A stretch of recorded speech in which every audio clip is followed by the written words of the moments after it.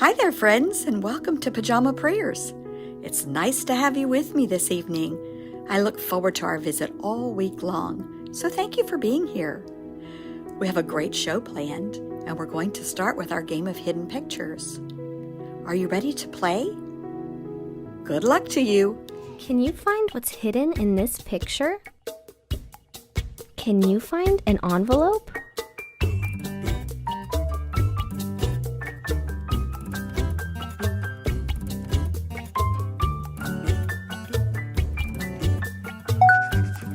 Do you see a mouse?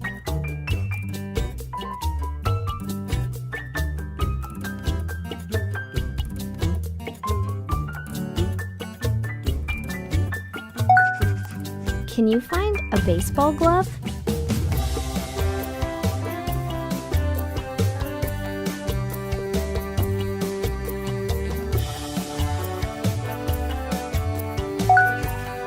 Can you find a kite?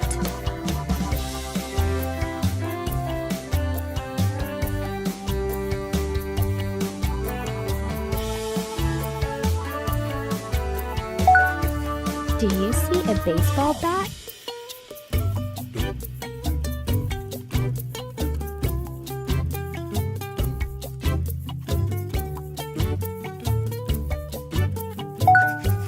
Can you find a book?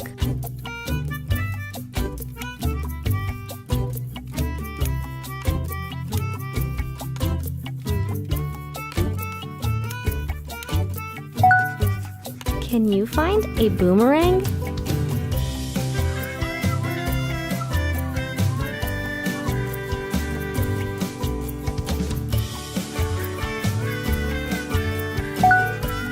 Can you find the button?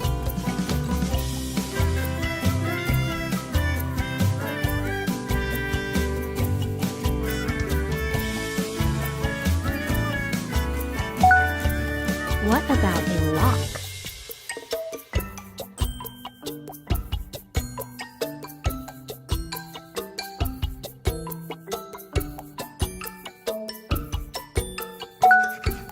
Can you find the flying saucer?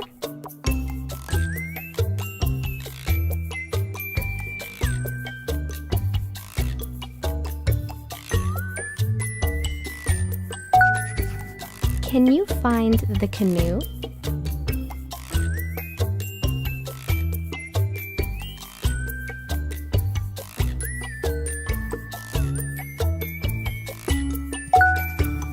Can you find a party hat?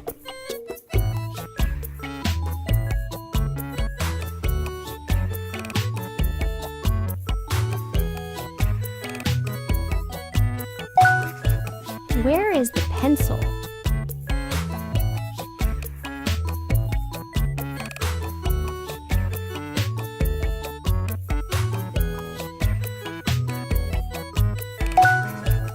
Where is the fish?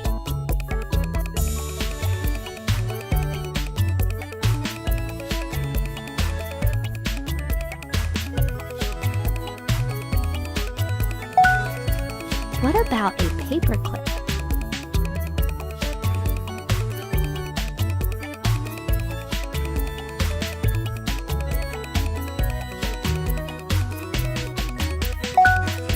Can you find a sailboat?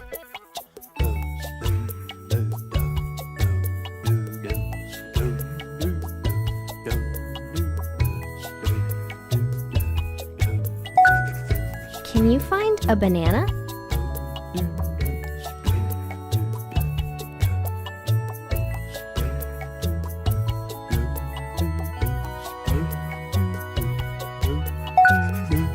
you see a bell?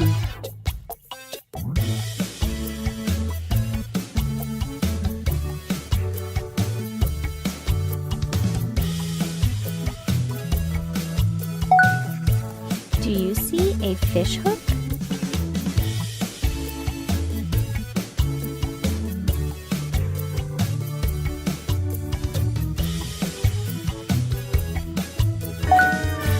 Can you find a spoon?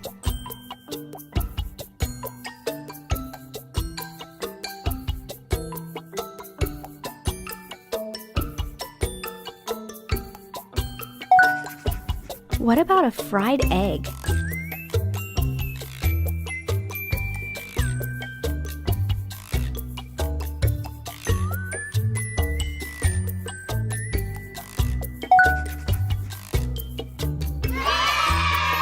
Great job! Did you enjoy that puzzle, boys and girls? Did you notice how many people were crammed into that little Jeep? I don't think I would have wanted to be in there. But it was a fun puzzle. We're going to move on to our story tonight. The title of our story is A Hat for Ivan, and it's written by Max Lucado. I hope you enjoy it. A Hat for Ivan by Max Lucado. Ivan was a happy boy. He lived in the town of Hatville, a place where everyone wore hats. Not just any hats. The doctor wore doctor hats. The cook wore cooking hats. The farmers wore farming hats. Everyone wore hats. And Ivan's father was the hat maker, a very good hat maker. Ivan loved to watch him work. Why, people would come to his shop to order a hat, and Ivan's father would ask, "What do you really love to do?" "Oh, I love to fish," said one man. "Do you fish well?" "That I do." "Then you need a fishing hat." And so Ivan's father would make it, complete with a pocket for the hooks and the small bucket for the bait. He made everyone a hat, and since everyone wore a hat, everyone knew what everyone else loved to do and did well. Want some flowers? Talk to the lady with the roses on her head. Need directions? Well, ask the man with a hat made from a map. Wondering how to fix a fence? Look for the fellow who wears a hat shaped like a hammer. Everyone wore hats, and Ivan's dad made hats. Could anything be better than that? One thing could. Getting your own hat. And Ivan was about to receive his. At the age of 10, each boy and girl celebrated Hat Day. Ivan was 9 going on 10, and he could hardly wait to get his hat. What will mine look like, he wondered. Would it be made of felt, like the clerk's? Bright blue, like the policeman's? Maybe covered with cloth, like the dressmaker's? He didn't know, but he would soon find out. All Ivan could think about was his new hat. All he could talk about was his new hat. He told everyone he saw, "My hat day is coming." The people in Hatville were excited for Ivan. Some people had their own ideas about what kind of hat he should wear. Well, Felix the baker did. Ivan passed Felix Bakery every morning on the way to school, and every morning Ivan stopped in the doorway and smelled the baking bread. He couldn't always see Felix. Well, Felix was short and round like his cookies he baked. But he could always see Felix's bobbing hat. It was tall and white like a wedding cake he made.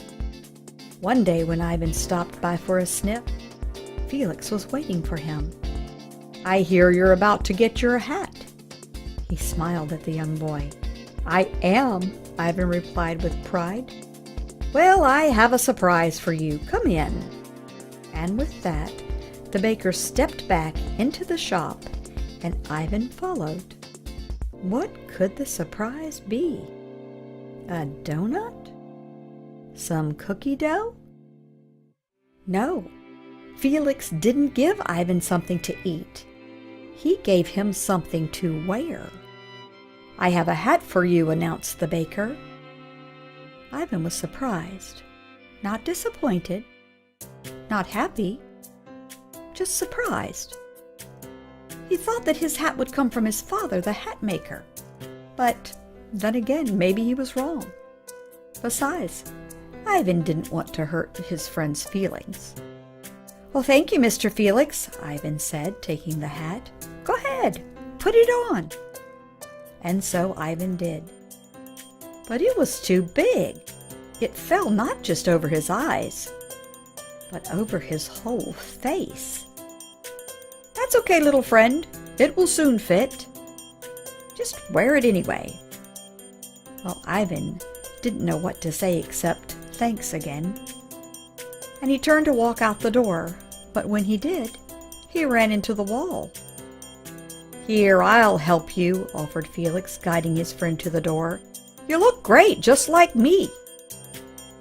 Ivan started to say thanks again, but he tripped on the step and fell flat on his back.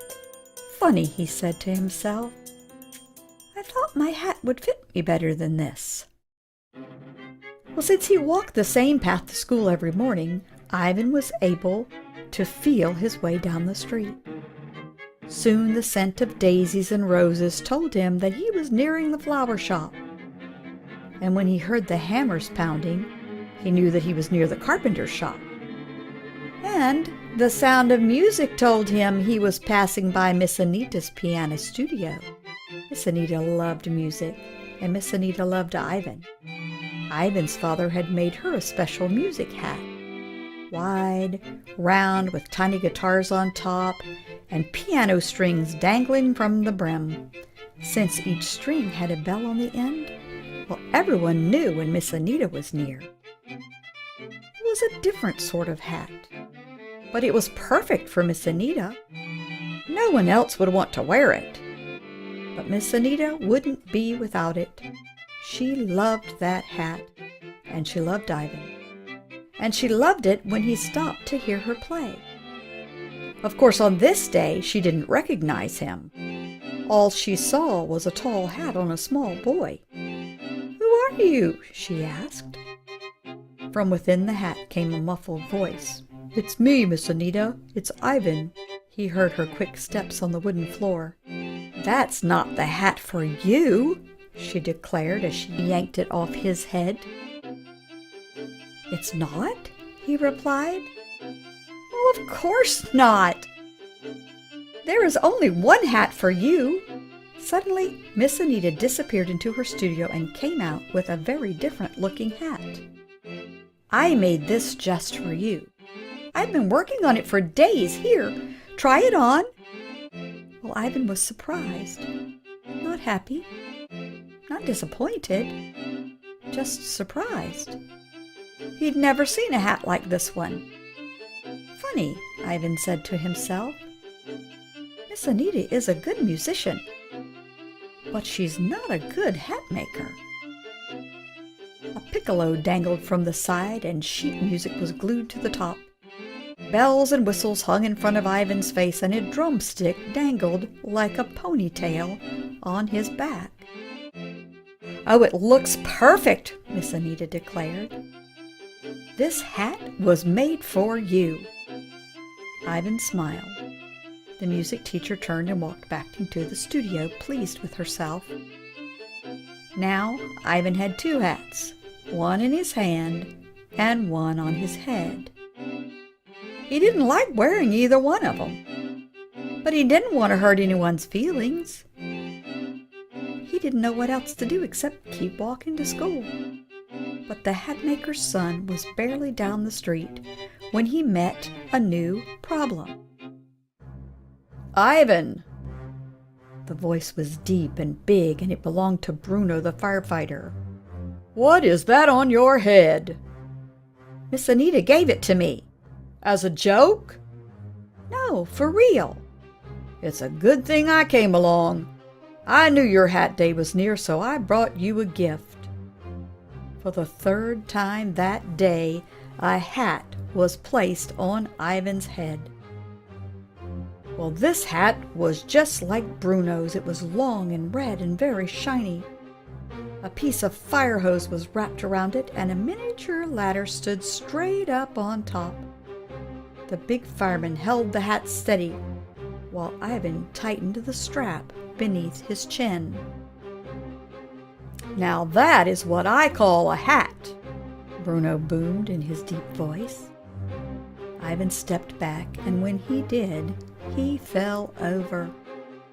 The hat was so tall and heavy that the boy couldn't keep his balance. Bruno helped him up and stepped back, and Ivan fell again. "Well, you'll just get used to it, Ivan," Bruno told him. "I did." And with that he turned to leave. Ivan tried and tried and tried to stand, but kept falling backwards. He stepped back as fast as he could until his back was against the wall. "Thanks, Mr. Bruno," he shouted, although he didn't feel thankful. Funny, Ivan thought to himself. It's easy for Bruno to wear this big hat, but it's hard for me. What he did feel was confused. When he had left the house, he had no hats. Now he had 3, and he didn't like any of them. With one he couldn't see, with the other he didn't want to be seen, and with the third he couldn't even stand up. What was he going to do? He did not know what to do except to go on to school. So with one hand holding the heavy hat on his head and one hand holding the others, he carefully walked the rest of the way. Things didn't get any better at school. In fact, they got worse. His hats interrupted the class. If he wore the baker's hat, everyone chuckled. If he wore the musical hat, well, he made too much noise. He tried to keep Bruno's hat on his head, but he kept falling off his chair. "Ivan," the teacher finally decided, "maybe you better go home." Ivan was sad, but he knew she was right. He still didn't know what to do. He had too many hats. And on the way home, he was given many more. The farmer gave him a straw hat with a bandana to keep the sun off. The beekeeper gave him a netted one to keep the bees out. The woodsman gave him a wool cap to keep his ears warm. A clown gave him a cone hat with many colors, and the bookshop owner gave him a hat shaped like a dictionary. Ivan soon had so many hats that he could barely carry them all. He would drop one, and when he bent over to pick it up, he would drop another. He finally had them balanced well, and all of a sudden he saw Felix the baker. "Oh no," he thought, "I'm wearing the farmer's hat." So he dropped them all and just barely got the baker's hat on his head and over his eyes when Felix saw him. "Looks great, Ivan," shouted Felix. Ivan sounded tired. "Thanks." Balancing the hats was hard enough, but now Ivan's eyes were covered as he walked. He couldn't see where he was going. He had stopped to rest when he heard the tinkling of tiny bells. It was Miss Anita. Ivan pulled off the baker's hat and threw on the musical hat just in time. "Oh, you look wonderful!" Miss Anita exclaimed as she passed. Ivan had started picking up the rest of the hats when he heard a deep voice of Bruno. "Ivan, is that you?" Well, as quickly as he could, Ivan replaced the musical hat with the firefighter's hat. "It's me," he said, straightening, then falling back and back and back again until he landed on his bottom. Bruno didn't see Ivan fall. He was already turning the corner. "Looks terrific, my friend," Bruno called over his shoulder. "Thanks," Ivan mumbled to no one but himself. He was so tired, he didn't even try to get up. He just sat there, surrounded by hats. "Looks like you've had quite a day." Ivan couldn't remember when a voice ever sounded so good. "Father," he shouted, jumping up, "you wouldn't believe what happened today. Everybody gave me a hat and—" "None of them fit?" Ivan's father spoke up. "That's right," said the boy. "And they made you tired?" Ivan nodded. "But you didn't want to hurt anyone's feelings?" Ivan shook his head. His father put his arms around his son. "That's right," Ivan stopped. "How did you know?" "I'm the hat maker, Ivan. I have seen what happens when people wear hats that they weren't intended to wear. They feel silly, they fall down, and they get tired." Ivan's father got down on his knee and wiped a smudge of dirt off his son's cheek. "Listen, son, just because someone gives you a hat, that doesn't mean you're supposed to wear it. They mean well, but they don't know you. That's my job. I am the hat maker, and I'm your father. So, you'll make me a hat? A hat just for me?" "I will. All you have to do is ask." "Oh, please, Father," Ivan smiled. "I would like that very, very much." "Well, let's gather up these hats and go home then." As the hat maker and his child walked toward home, the father asked, "Tell me, Ivan, what do you really love to do?" The end.